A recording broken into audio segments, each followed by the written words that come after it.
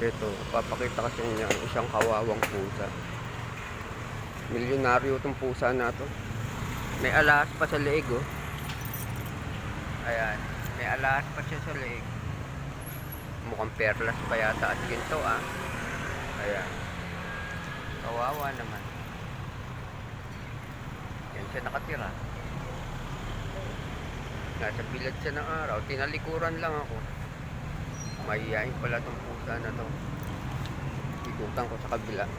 Tumalikod eh. Ayan mga ka-vlog. Ayan ang kawawang pusa. Sana may mamampunin. Kasi ito lang siya sa tulog. Like, share, and follow na lang yan. Nandito lang yan sa kanto na E. Santos at San Agustin Street dito sa Palatid.